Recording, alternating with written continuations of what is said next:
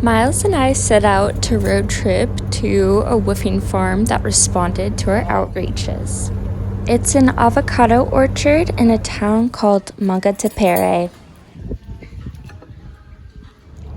WWOOFing stands for Worldwide Opportunities for Organic Farming.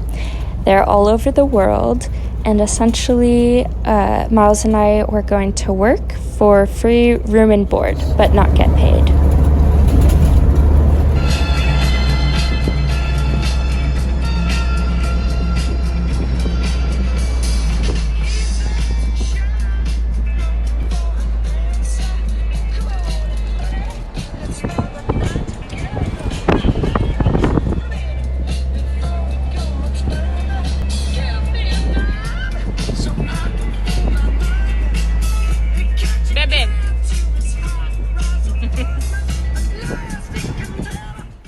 The road trip from the Auckland area to Mangatapere was a few hours, so we broke it up by stopping at some pretty places. This is the waterfall gully in a park called Shakespeare Park. When we got here, there were so many kids surrounding this waterfall, probably on a field trip. A common tree in the North Island is the cabbage tree. It's endemic to New Zealand and can grow up to 66 feet tall. The Maori used it a lot and still use it a lot for food and also more practical things like shoes and rope.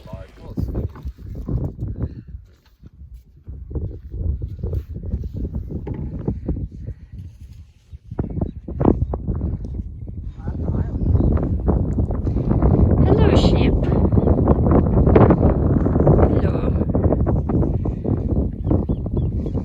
That's an island? These Pickle birds look like little dinosaurs. They're very abundant and not great flyers, but good at everything else. When we got to our woofing accommodations, we found that the room was so clean and so cute and opened up to this wraparound deck with a lot of beautiful vegetation around it. On the west side? My God. Nick and Helen, our woofing hosts, have two dogs. This is Trevor in the front, and you can see Molly in the back. Or as they say with their accents, Trevor and Molly. Molly. This is Molly. She's so sweet. Her nickname is Muttley. After work the first day, Miles and I spent some time in Parua Bay. We just sunbathed and looked at all of the wildlife there, and it was really beautiful. When I was a little girl, my dad made a point to not only expose me to nature, but to emphasize gratitude for all the little creatures we might not notice under our noses. He'd point to a plain patch of moss. Under closer observation, the plain patch of moss was actually a rich, tiny world crawling with almost microscopic bugs that were so cute and tiny little plants. I'm really trying to bring that mindful perspective of the world with me on this trip. I don't only want to appreciate New Zealand on the macro level, I want to find joy in the nearly invisible worlds that you can only see if you're really paying attention.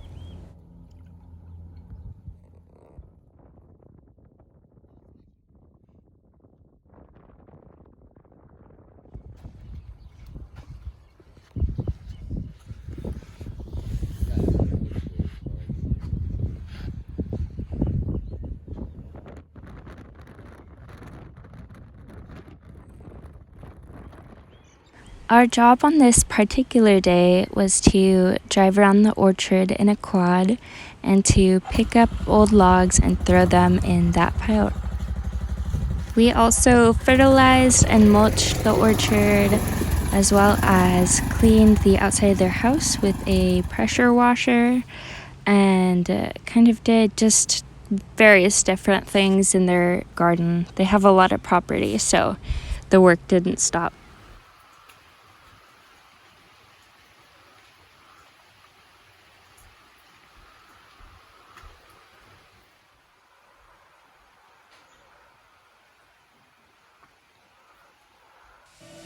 spent the weekend camping along the coast. Our first night we stayed in a freedom camping spot, so basically a camping spot for free. It was outside of Matsupuri in Sandy Bay. It was very rainy for a lot of it, but we found ways to have fun and stay mostly dry.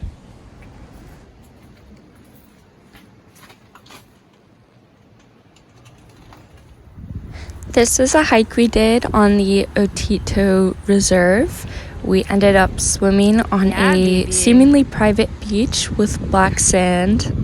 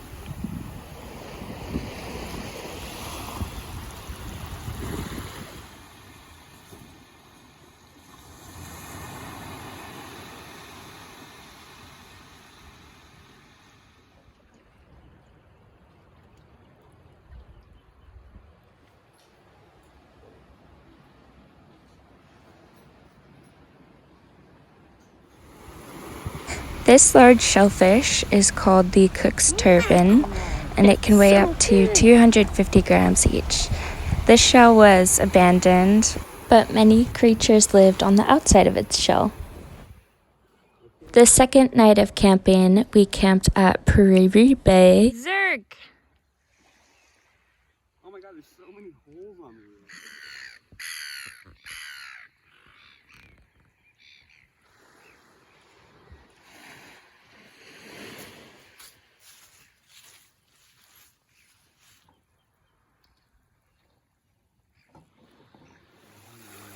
This was apparently a good spot to see kiwis, but we didn't see them that time.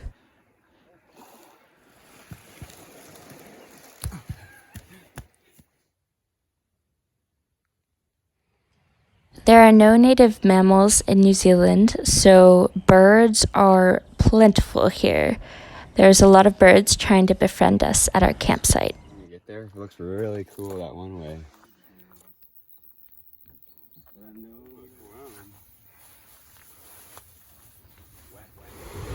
On this hike, we walked up almost 500 stair steps. We also walked through a cow pasture, so there was lots of manure to dodge.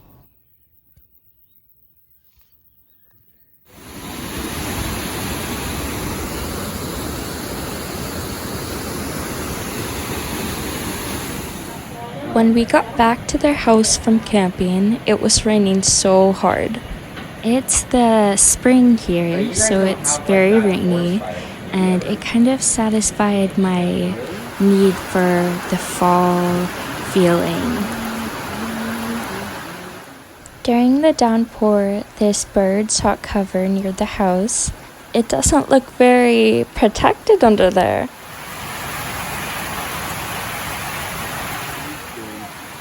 I know.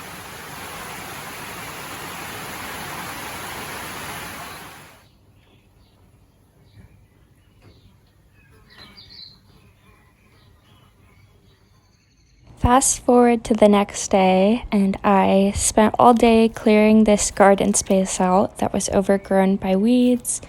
I was very proud of myself and was extremely sore the next day after pulling out all that grass.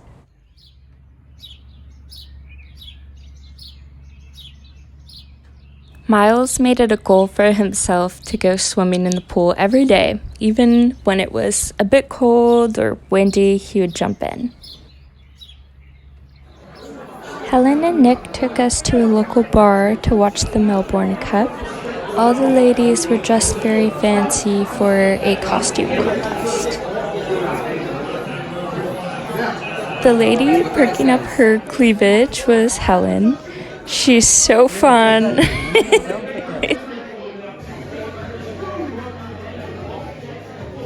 Grass, fresh mown grass.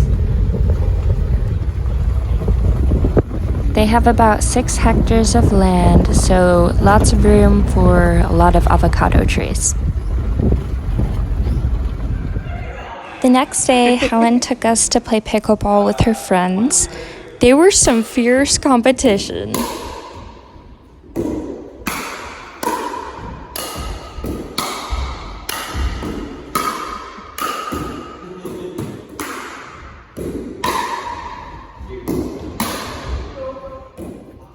Trevor was so crazy this day. I'm convinced that he snuck some coffee or something. But the next day he was so sore he couldn't move. I'm not gonna lie, managing the tractor and using the bucket and all that makes me feel like a badass. Feel like I'm morphing into my true farmer form. That concludes the first week of our woofing adventures in the Northland. Thanks for watching!